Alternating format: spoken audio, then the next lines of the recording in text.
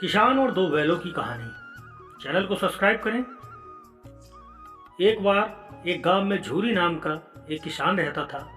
उसके दो बैल थे, हीरा और मोती। दोनों ही बैल हट्टे कट्टे व बलशाली थे। झूरी को उन दोनों से बहुत लगाव था। दोनों बैल भी झूरी को बहुत पसंद करते थे। हीरा और मोती का आपस में इतना लगाव था कि यदि कभी एक खाना न खाए तो दूसरा भी घास को मुंह तक नहीं लगाता था। एक दिन की बात है, झूरी की पत्नी का भाई गया दोनों बैलों को अपने साथ ले गया। दोनों बैल इस बात से हैरान थे कि उन्हें गया के हवाले क्यों किया गया है। शाम होने तक दोनों नए घर व नए लोगों के बीच में थे, लेकिन उन्हें वहाँ सब बेगाना लग रहा था। रात को जब सभी सो रहे थे तो दोनों रस्सी तोड़कर झूरी के यहाँ भाग खड़े हुए। सुबह सवेरे ही जब झूरी ने उन्हें अपने यहाँ देखा तो दौड़कर गले से लगा लिया। ये सब देखकर झूरी की पत्नी बिल्कुल खुश नहीं थी। उसने दोनों को खूब खरी खोटी सुनाई और ये निश्चय किया कि दोनों को खाने में केवल सूखा भूसा ही मिलेगा। अगले दिन गया फिर आकर दोनों बैलों को अपने साथ ले गया। पिछले कल की घटना से बेहद क्रोधित था, इसलिए उसने वहाँ की दोनों को खाने के लिए सूखा भूसा दिया। सुबह दोनों को हल जोतने के लिए खेतों में ले गया। हालांकि दोनों ने जैसे एक कदम भी न उठाने की कसम खा ली हो। दोनों की खूब पिटाई हुई। रात को खाने में फिर भूसा मिला। दोनों निराश खड़े थे कि तभी वहाँ एक छोटी सी लड़की आई और दोनों को एक एक रोटी खिलाकर चली गई। एक एक रोटी से दोनों का पेट तो नहीं भरा, लेकिन उनके दिल को सुकून जरूर मिल गया था। पता चला कि उस लड़की की सगी माँ के मरने के बाद वह सौतेली माँ के पास रहती थी। उसकी सौतेली माँ उसे मारती रहती थी। शायद यही वजह थी कि उसे बैलों के लिए अपमान था, अपनापन था।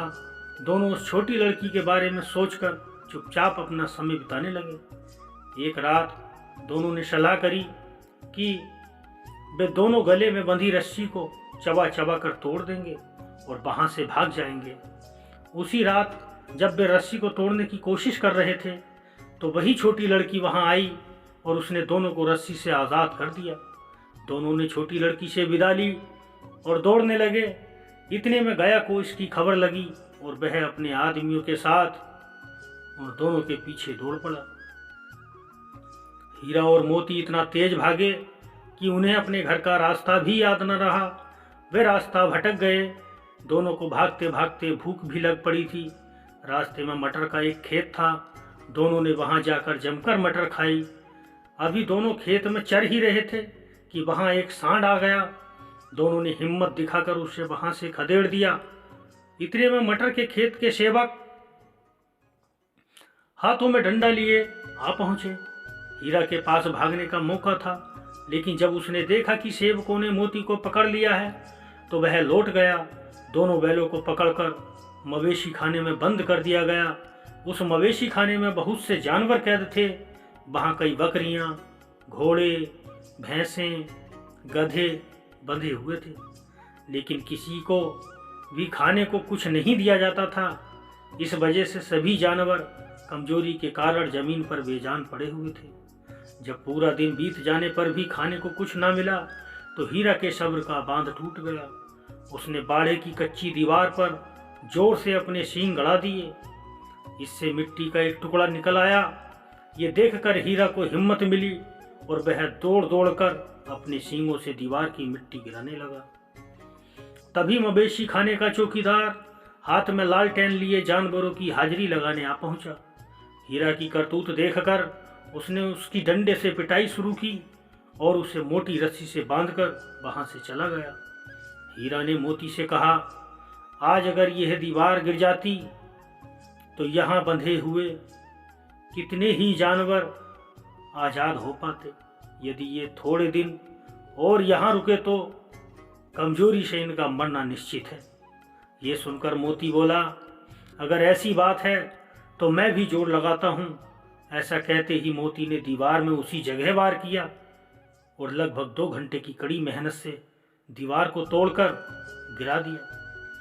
दीवार के गिरते ही घोड़े, भैंसें, बकरियां सब जल्दी से भाग गए, लेकिन गधे वहीं खड़े रहे। लाख मनाने पर भी गधे अपने डर की वजह से वहीं खड़े रहे। लाख मनाने पर भी गधे अपनी जगह से नहीं टच हुए, डर की वजह से वहीं खड़े रहे। उधर मोती अपने दोस्त हीरा की रस्सी को तोड़ने की पूरी कोशिश करता रहा। अब जब सुबह होने वाली थी तो हीरा ने मोती से कहा, दोस्त, मुझे नहीं लगता कि आज ये रस्सी टूटेगी। तुम यहाँ से भाग जाओ, वरना सबको पता चल जाएगा कि ये सब तुमने ही किया है। मुझे यहीं छोड़कर तुम चले जाओ। ये सुनकर मोती की आंखों में आंसू आ गए। वह हीरा से बोला, मित्र, मैं इतना स्वार्थी नहीं हूँ कि मुश्किल के इस समय में तुम्हें छोड़कर चला जाऊं। मैं मरते दम तक तुम्हारे साथ ही रहूंगा। मुझे हर अपराध की सजा स्वीकार है। कम से कम इस जानवर की जान बचाने का आशीर्वाद तो मिलेगा। इतना कहकर मोती ने गधों को सींग मारकर बाड़े से भगा दिया और स्वयं हीरा के पास आकर सो गया। सुबह होते ही चौकीदार, मुंशी व अन्य सेवकों को जब इसकी भनक लगी तो मोती की खूब मरम्मत हुई और उसे भी मोटी रस्सी से बांध दिया गया। लगभग 1 हफ्ते तक दोनों वहीं बंधे रहे, लेकिन उन्हें खाने को कुछ नसीब नहीं हुआ। उन्हें केवल पानी ही पिलाया जाता। दोनों की हड्डियां बुरी तरह से निकल आई थीं। एक दिन बाड़े के सामने उनकी नीलामी शुरू हुई, लेकिन वो दोनों इतने कमजोर थे कि उन्हें खरीदने के लिए कोई तैयार ही नहीं था। तभी एक आदमी सामने आया और दोनों बैलों को टटोलने लगा। मुंशी से कुछ मोल भाव करने के बाद वह उन दोनों को लेकर चल पड़ा। दोनों बैलों की नीलामी हो चुकी थी। हीरा और मोती दोनों डरे हुए थे, उनसे चला भी नहीं जा रहा था।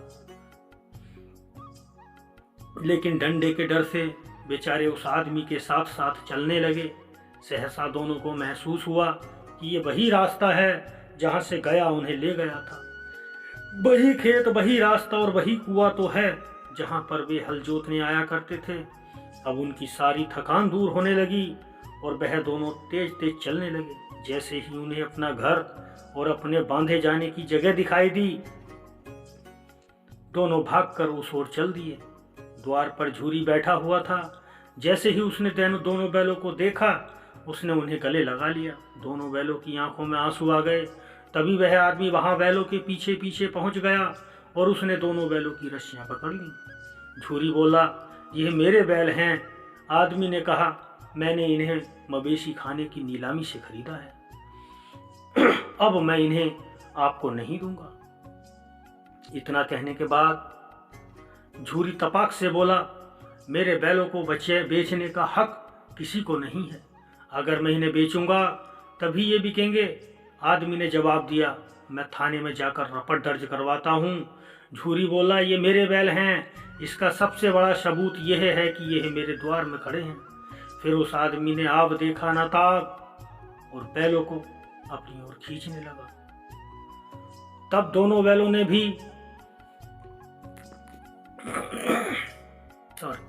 उसे अपने सींगों से खदेड़ दिया और गांव से दूर भगा दिया। इतनी देर में दोनों बैलों के लिए भूसा, दाना और चारा भर दिया गया। हीरा और मोती दोनों मिलकर चारा खाने लगे। झूरी साथ में खड़ा उन्हें सहला रहा था।